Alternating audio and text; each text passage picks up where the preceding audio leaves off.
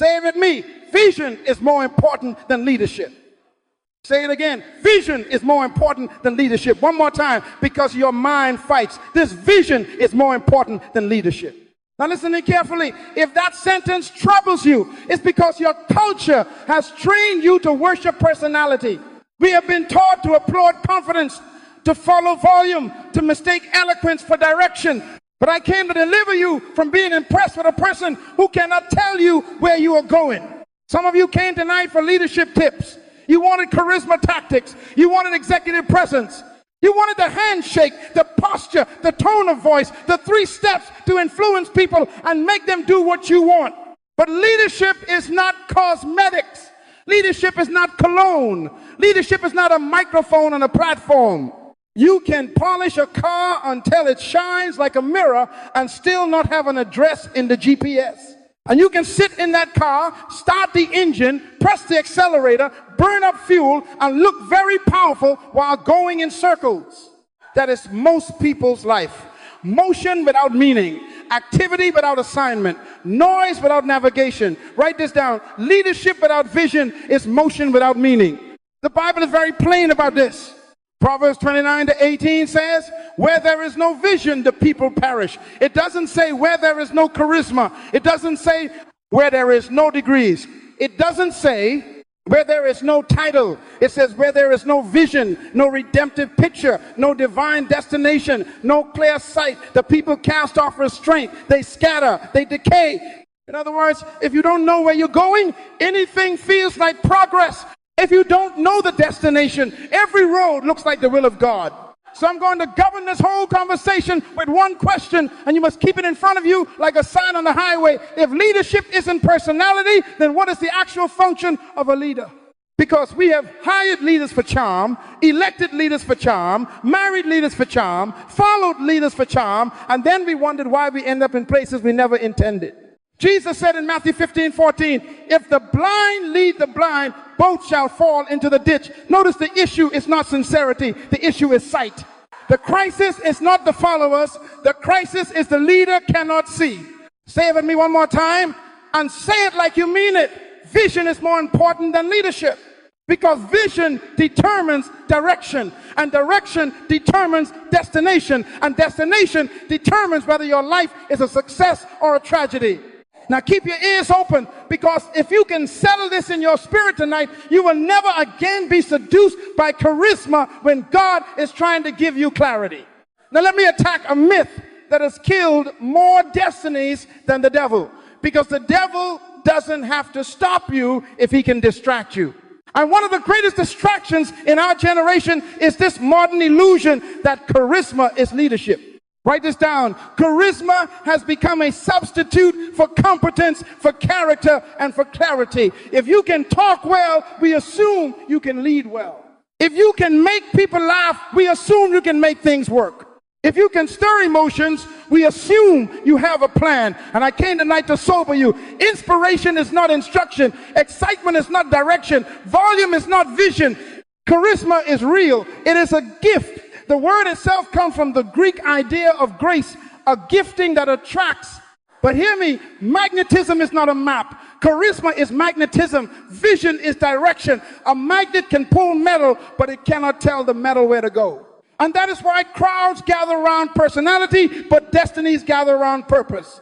Crowds gather because they want a feeling. Destiny gathers because it wants a future. A crowd says, make me move. Destiny says, show me the destination. And if you don't know the difference, you will spend your whole life being applauded for motion while you are miles away from your assignment. Let me prove it to you from Scripture. When Jesus fed the multitudes, the crowd loved the miracle, but they did not love the mission. They loved the bread, but they did not love the burden. In John 6, when he began to talk about the cost and the meaning, the Bible says many of his disciples went back and walked with him no more.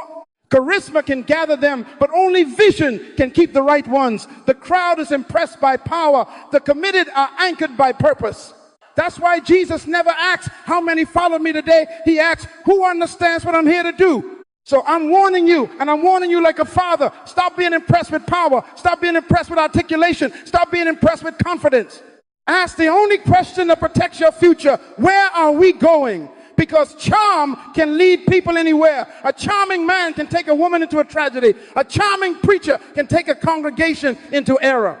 A charming politician can take a nation into a ditch. Jesus said it plainly, if the blind lead the blind, both fall. The issue is not whether he is exciting, the issue is whether he is seeing. Say it with me, charisma attracts, but vision directs. Say it again, charisma attracts, but vision directs. Now listen, if you follow charisma without vision, you will become a passenger in somebody else's confusion. And God did not create you to be carried, he created you to be deployed. So from this night forward, let your spirit become stubborn. Let your discernment become aggressive. When you meet power, don't clap first, question first. When you meet charm, don't surrender first, ask first.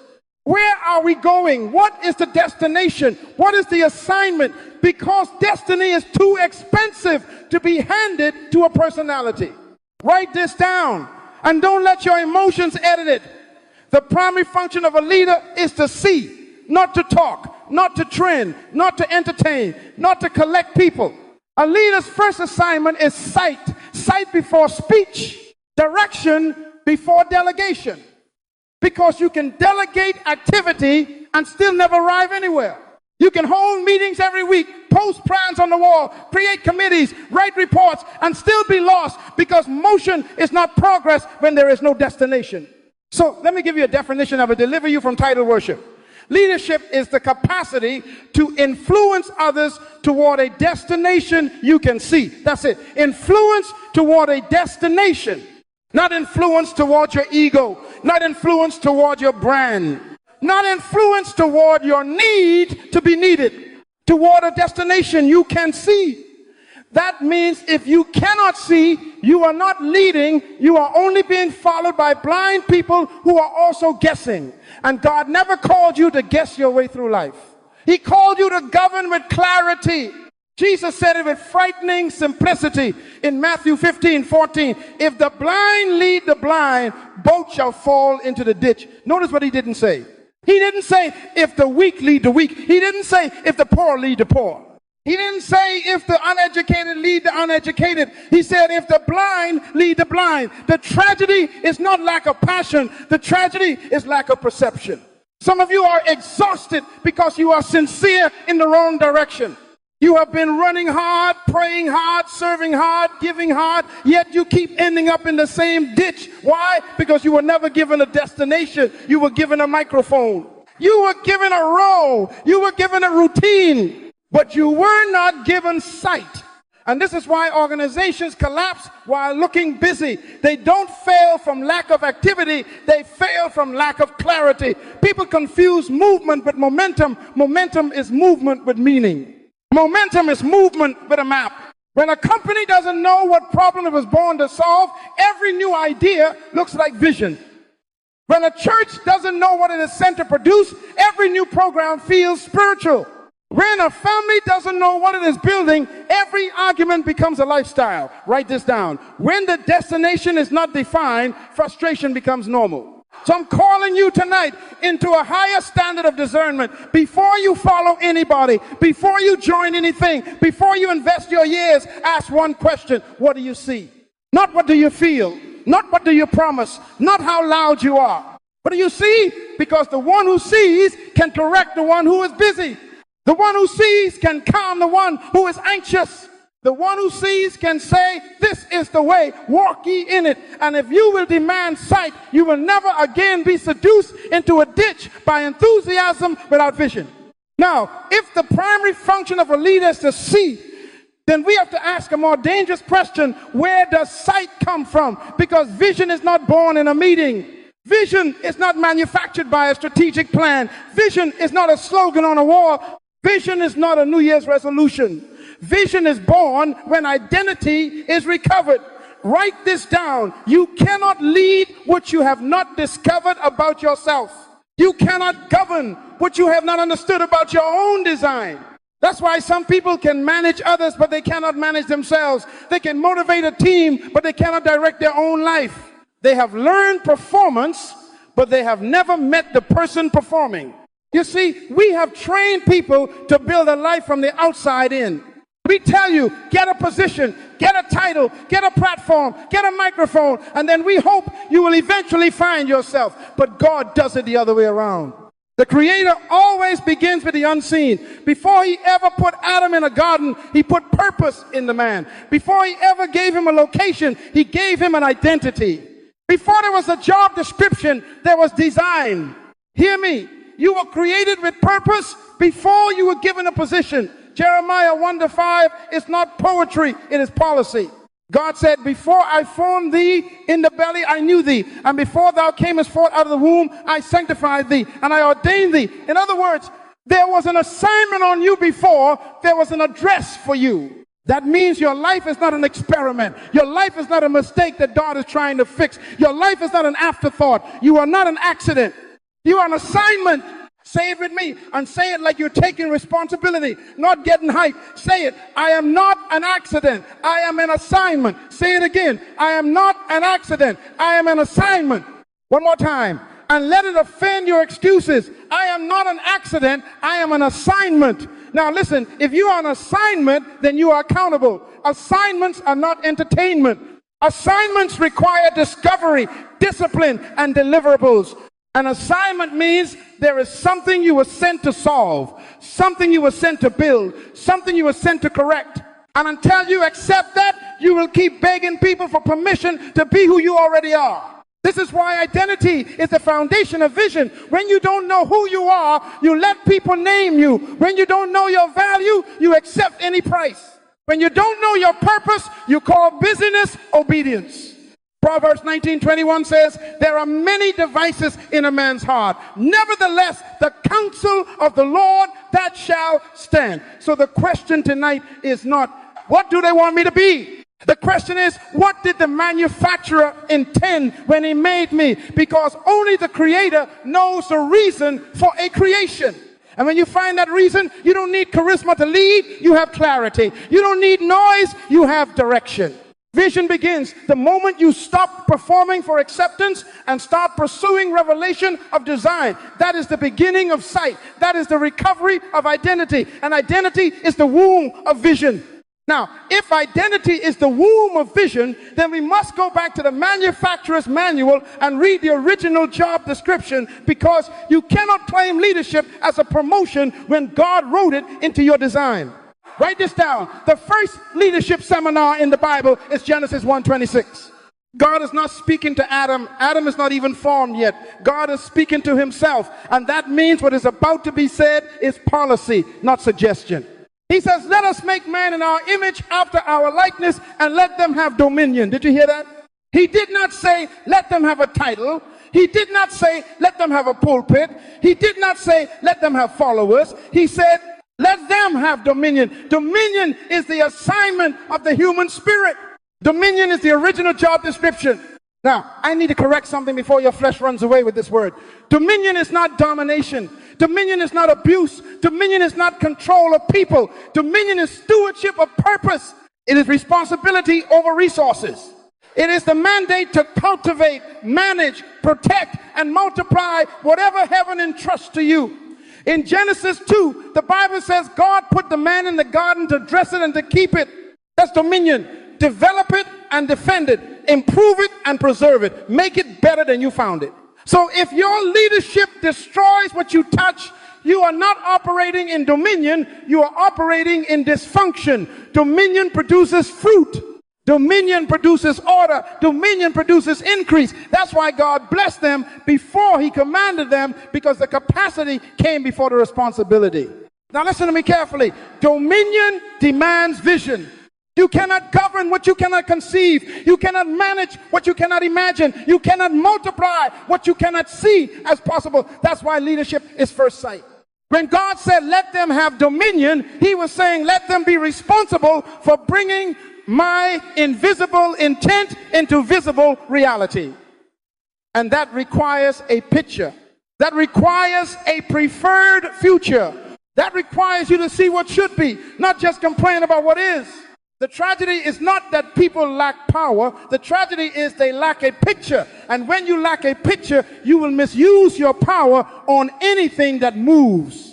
So say it with me and let it settle in your bones. Leadership is not a promotion, it is a design. Say it again. Leadership is not a promotion, it is a design. So at B's leadership, now one more time, because this will deliver you from title worship. Dominion is my original assignment, and dominion demands vision. Now watch this, because if you miss this, you will keep asking God for a new season when heaven is trying to give you a new mind.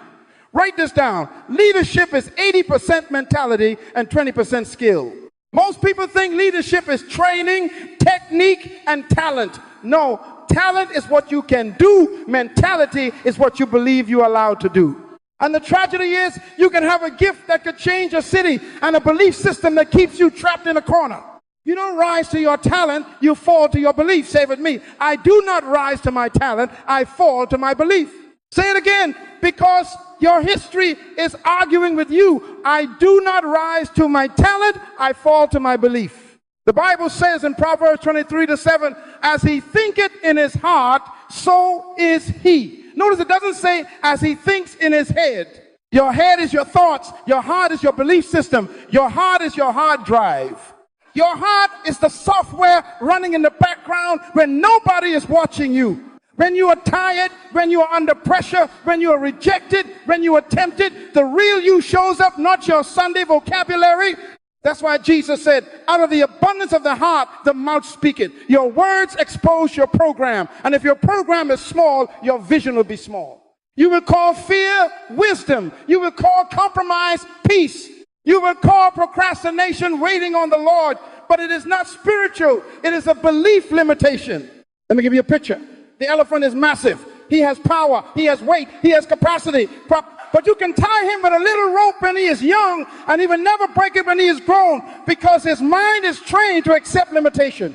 And then there is the lion. The lion doesn't have to be the strongest animal, but he believes something about himself. His attitude interprets the world. His eyes see an obstacle, and his belief says, that's lunch. The lion walks into a situation and doesn't ask, can I? He declares, I was born for this. Hear me. Strength is not enough. Resources are not enough. Education is not enough. If your mentality is wrong, you will use your strength to serve your fear. So the real enemy is not competition. The real enemy is not lack of money. The real enemy is not your background. The real enemy is small thinking and tolerated limitations. You have lived too long with a speed limit in your mind. And God is saying, I can't show you the destination because you won't believe you can get there. Ephesians 3:20 says, he is able to do exceeding abundantly above all that we ask or think, according to the power that works in us. That means the ceiling is not in heaven, it's in you. Write this down. Your belief system is the womb of your vision. Change what you believe and you will change what you can see. Now, with that in your spirit, I want to show you the womb where vision is often conceived, and it is not comfort. Write this down. Toleration is the graveyard of leaders. Leadership is born when toleration ends. Say it with me. Leadership is born when toleration ends. Say it again, because some of you have been tolerating things so long, you call them normal. Leadership is born when toleration ends. And here is the law. You cannot pray away. Whatever you tolerate, you will never change. You can shout, you can sing, you can attend conferences, you can lay hands on it, but if you keep accepting it, you keep authorizing it. Toleration is permission in slow motion. Vision begins the day you decide this will not continue. That sentence is the birth cry of every reformer, every pioneer, every builder, every deliverer. Because vision is not just a picture of the future. It is a protest against the present. Let me say it plainly. Your future will keep waiting while you keep excusing. And some of you have spiritualized your excuses. You have called dysfunction my personality. You have called disobedience my weakness. You have called delay God's timing. But the Holy Spirit is saying, stop tolerating what I already told you to confront. Think about that woman, Rosa Parks. One day she sat on a bus and she did something that looked small, but it was huge. She did not start with a microphone. She started with a decision. She did not start with a crowd. She started with conviction. And I can hear her spirit saying, I have prayed and I have cried and I have endured, but now I will be active. That's leadership. That's vision. She saw a different world and she refused to cooperate with the old one. Hear me. Leaders are not born when they get elected. Leaders are born when they get tired of the unacceptable. So I'm coming down your street now. What are you tolerating in your body? Are you tolerating exhaustion, sugar, neglect, no discipline, then asking God for healing while you keep feeding the disease? In your marriage, are you tolerating silence, disrespect, emotional distance, and calling it peace because you hate conflict? In your work culture, are you tolerating dishonor, laziness, lying, mediocrity, and saying, that's just how this place is? While your gift is dying in the corner? In your spending, are you tolerating impulse and debt, then sowing seeds and calling it faith? Even in your prayer life, are you tolerating prayers but no obedience, devotion but no decisions, spirituality but no strategy? Write this down and don't argue. The moment you refuse, your vision gets clear, because refusal is the doorway to revelation. When you say this will not continue, heaven responds with, now let me show you what can. And tonight, I want you to make a decision that scares your old self. Say it with me. I will not tolerate what cancels my assignment. Say it again. I will not tolerate what cancels my assignment. Now go home and identify one unacceptable thing, write it down, and confront it within 24 hours. One call, one boundary, one budget, one apology, one schedule, one act of obedience. Because vision is not born in wishes. It is born in refusal. Now, after you refuse the unacceptable, you're going to be tempted to do something very religious and very dangerous. You're going to wait for somebody to recognize you. You're going to wait for a title, wait for a pulpit, wait for a badge, wait for a corner office. Write this down. Title worship is the burial ground of purpose. Because when you worship titles, you postpone function. And heaven never anoints your title, heaven anoints your assignment. Let me teach you leadership the way God teaches it, through design. Think about a car engine. I want to ask you a question and I want you to answer it out loud in your house, in your car, wherever you are. Who is the leader in the engine? Come on. Who is the leader? Is it the piston? Is it the spark plug? Is it the fuel injector? Is it the crankshaft? Is it the timing belt? Who is the leader? Here's the answer that will set you free. No one and everyone. No one leads the whole engine by itself. And everyone leads in their area of function. The spark plug doesn't try to be the alternator. The alternator doesn't compete with the radiator. They don't have insecurity, they have clarity. They don't need applause, they need alignment. And if one part refuses to function, the whole system suffers. A $4 wire, a small terminal, can shut down a vehicle worth $40,000. That means significance is not measured by size, it's measured by necessity.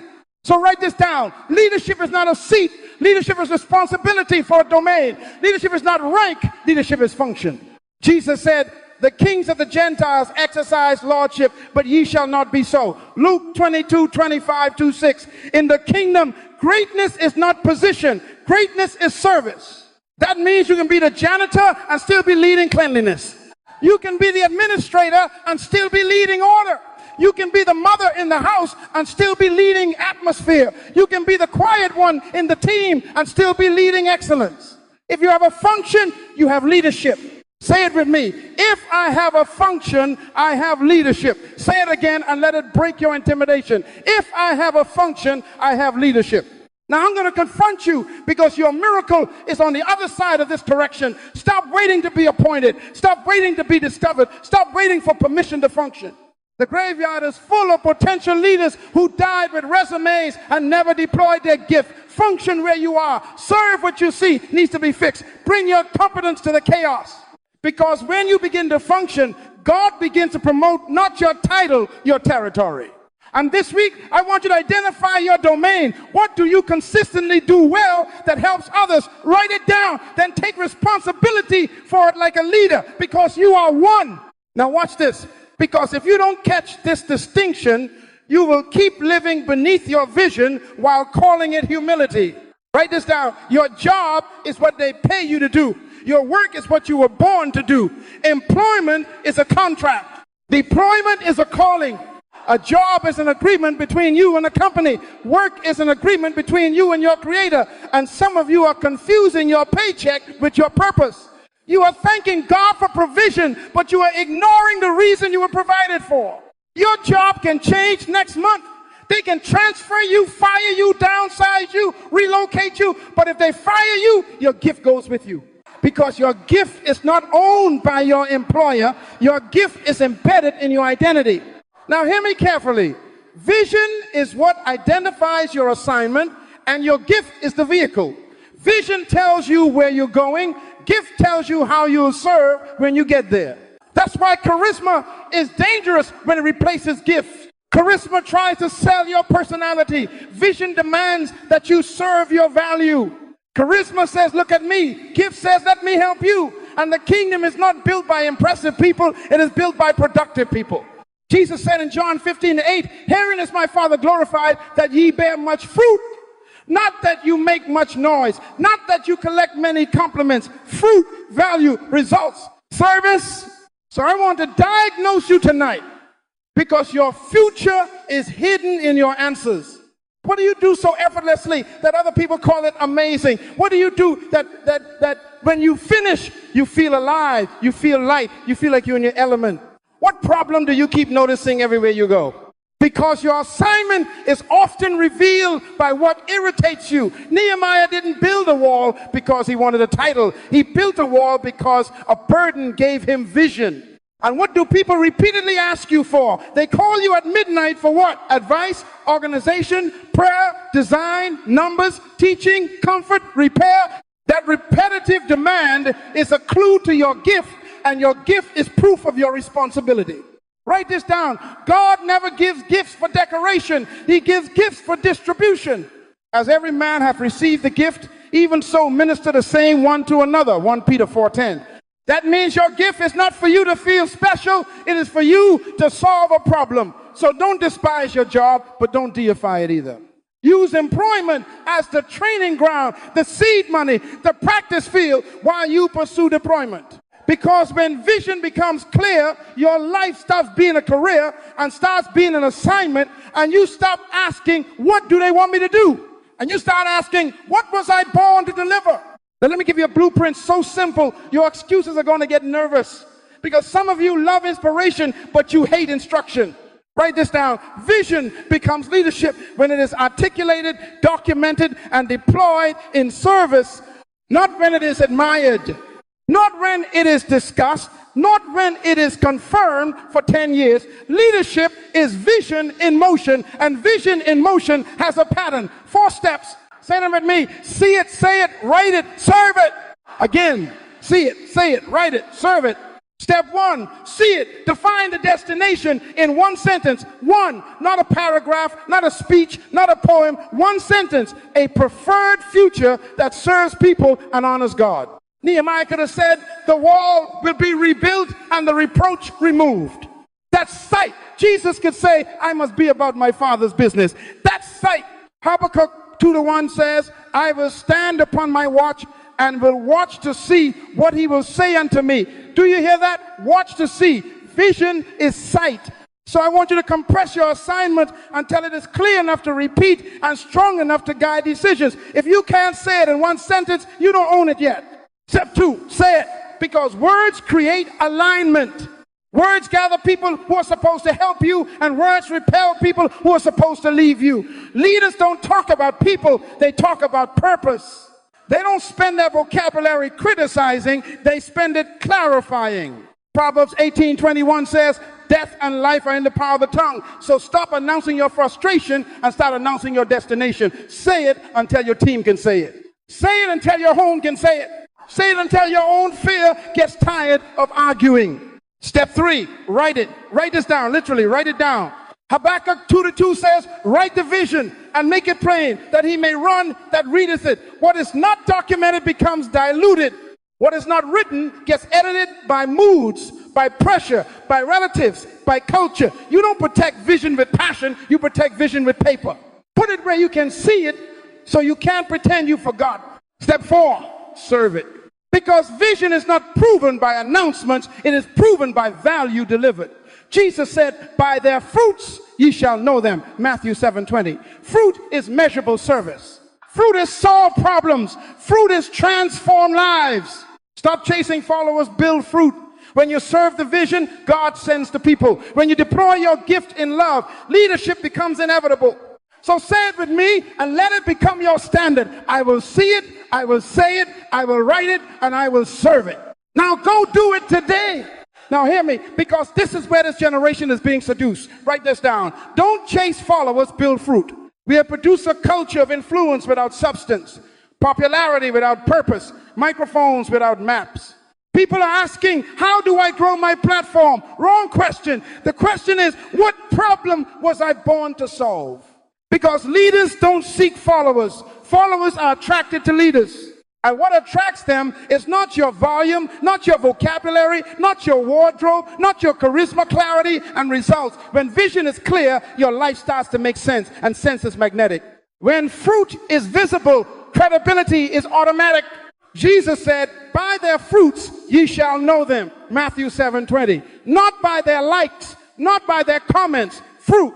Charisma can gather a crowd for a night, but charisma cannot carry you through resistance. Personality cannot sustain hardship. Charm fades when criticism comes. Style disappears when the bills are due. But vision survives delays. Vision survives betrayal. Vision survives being misunderstood.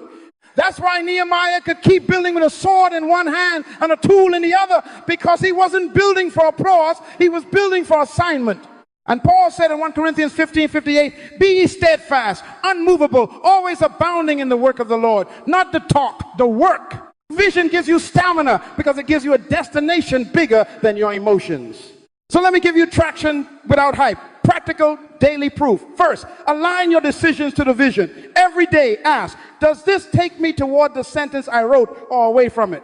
If it doesn't serve the destination, it is a distraction. Wearing makeup. Second, cut distractions aggressively. Some of you are not under attack, you're under entertained. You're not tempted by sin, you're tempted by options. And options can kill purpose faster than opposition. Hebrews 12:1 says, let us lay aside every weight. A weight is not a sin, it's just heavy. Put it down. Third, choose a few metrics that prove progress. Write this down. What you don't measure, you can't manage. If your vision is to restore families, measure counsel sessions completed, marriages mentored, hours invested. If your vision is to build excellence at work, measure projects, ship errors reduced, customers served. If your vision is to grow disciples, measure consistent gatherings, scriptures learned, people served. Keep it simple, keep it honest, keep it visible. Now say it with me, and don't say it like poetry, say it like responsibility. I will not chase followers, I will build fruit. Say it again, I will not chase followers, I will build fruit. Because the proof of vision is fruit, and fruit attracts. When you produce, you don't have to promote. When you serve, you don't have to sell. Let your vision do the talking, and let your fruit do the recruiting. Now, I'm going to end this the way leaders end things, with activation. Because vision is not inspiration, vision is instruction. Write this down. God does not show you a picture to entertain you. He shows you a picture to enlist you. Some of you have been praying about what you already saw. You keep asking God for direction, and heaven is saying, I gave you sight move. James 1:22 says, be ye doers of the word and not hearers only, deceiving your own selves. That means you can shout amen and still be in self-deception if you don't obey what you know. So say it with me, and say it like a vow, not like a song. Say it, I was born to lead. Say it again, I was born to lead. Now say it, I am deployed. Say it again, until your fear quiets down. I am deployed. Now say it, my life has a destination. Say it again, and let it offend your randomness. My life has a destination. You are not a wanderer. You are not a drifter. You are not a consumer. You are on assignment. Now here is your immediate homework, and if you are serious, you will do it before you sleep. First, write a one-sentence vision for your life or your domain. One sentence. Plain, clear, service-centered. This is the future I am responsible to create with God. Habakkuk 2:2 says, write the vision and make it plain. Plain means your mind can't hide from it. Second, list one tolerated issue you will confront this week. One, not 10. One unacceptable thing. You will no longer authorize one boundary, one hard conversation, one budget decision, one schedule change. Remember what I told you. Whatever you tolerate, you will never change. Third, identify one gift you will serve today. Today, not next month, not when they call you. Serve it where you are. Send a message, make the call, volunteer, create the draft, teach the lesson, solve the problem. As every man hath received the gift, even so minister the same one to another. 1 Peter 4:10. That's not a suggestion, that's a command. And here is the paradox that will keep you free. Charisma can open doors, but vision keeps them open. Personality may introduce you, but purpose sustains you. So go and function, go and serve, go and produce fruit. Don't just pray for change. Obey what you can see. And when you move, heaven will meet you in motion.